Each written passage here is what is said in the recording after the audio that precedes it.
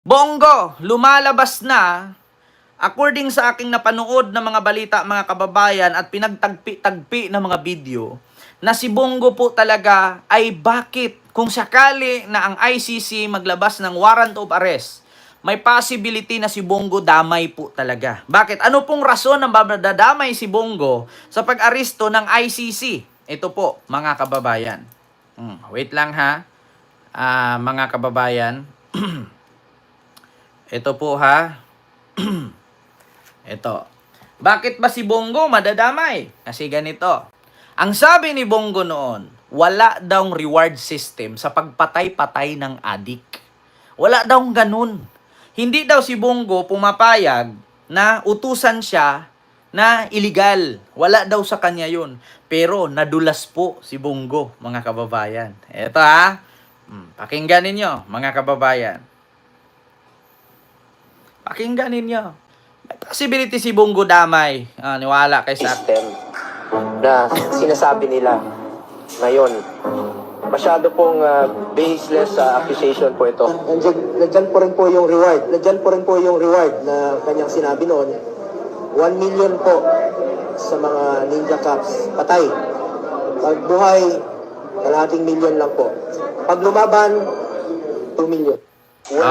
Sinabi niya yon 2016. Meron daw reward system. Kalahating milyon at 1 milyon. Pero pagdating ng October 2024, wala daw reward system. Ano ba talaga? Reward system na sinasabi nila ngayon. Masyado pong baseless accusation po ito. Nandyan po rin po yung reward. Nandyan po rin po yung reward. 2019 yan, sinabi niya. 1 million po sa mga ninja cops. Patay. Pag buhay, kalahating million lang po. Pag lumaban, 2 million. Wala pong reward system na sinasabi nila ngayon. Masyado pong baseless accusation po ito. Nandyan po rin po yung reward. Nandyan po rin po yung reward na kanyang sinabi noon. Putang ina, sasabihin daw ng DDS na AI. Kaya isa sa rason mga kababayan na madadawi talaga si Bongo. Kasi nga paiba-iba yung statement nila. Ito, mismo si Digong na magsalita. Digong.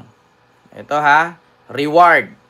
Para sabihin natin kung si Bongo AI daw yun. Dito, reward system, Digong. Let me repeat, wala pong reward system na sinasabi nila ngayon. Masyado pong baseless accusation po ito.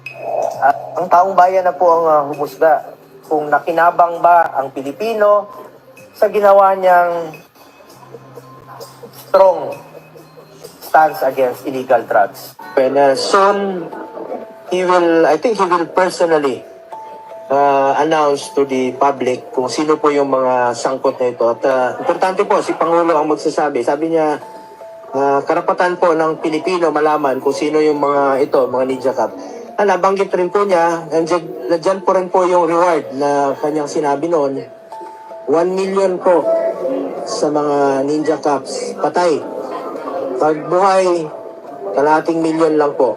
Pag lumaban, 2 million. Let me repeat, wala po. Also, Mr. Chair, yung fact din na dahil nga Si Digong. mula sa Davao ay in-apply on a nationwide scale kung ano yung kanilang approach din sa Davao at intelligence funds yung ginamit nila doon. We also observe a pattern, Mr. Chair, na from just 250 million pesos na level ng intelligence funds for the Office of the President, lumobo pa ito to 1.25 billion pesos. Kaya, Mr. Chair, malaki yung posibilidad talaga na ito din ay isa sa pinagmulan ng pera para mapagana yung peke at madugong war on drugs. Kaya dapat din Ma'am Amy Carpio, ay hello po. mapusisi natin paano yan ginamit ng Duterte administration.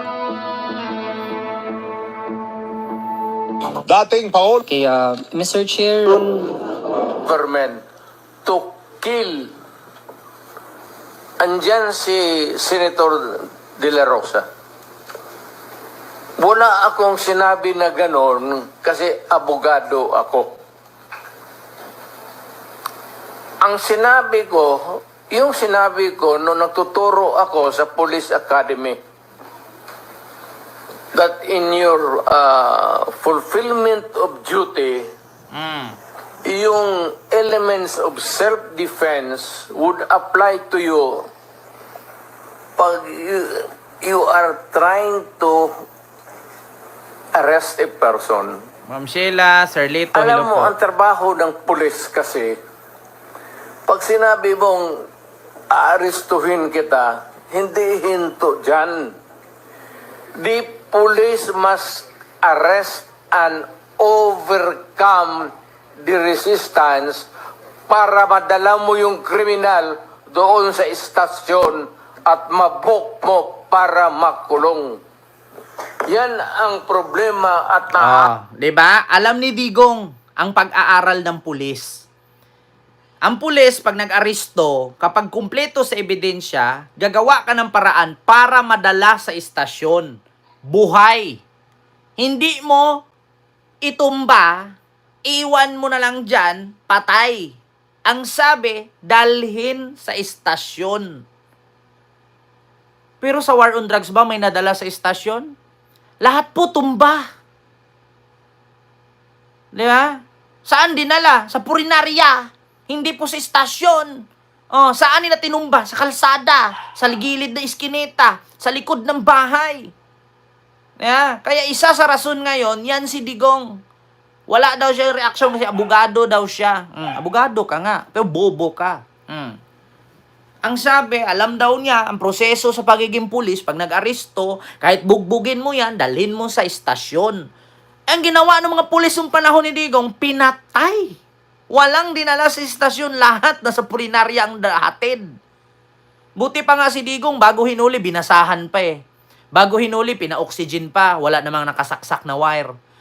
Sinakay pa ng private plane, sa dahig pa. Aircon, may TV, masarap ang pagkain, tulog-tulog lang kahit nangayayat, at least healthy daw. Pero yun bang mga pinatay nila sa war on drugs, pinainom ba nilang tubig bago pinatay? Pinakiss mo na sa magulang at nagpaalam ba, ma, papatayin na ako ngayon? Wala. Deserve ni Digong mabulok. Sabi ko sa inyo mga kababayan, Kung sakali mang meron siyang iuto sa akin illegal, hindi ko po susundin. Hindi rin po ako papayag na utusan ako ng illegal.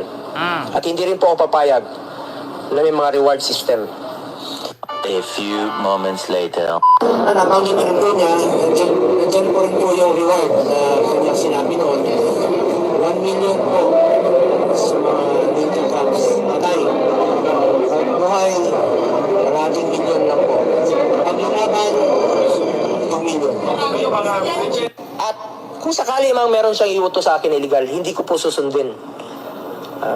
Hindi rin po ako papayag na utusan ako ng illegal.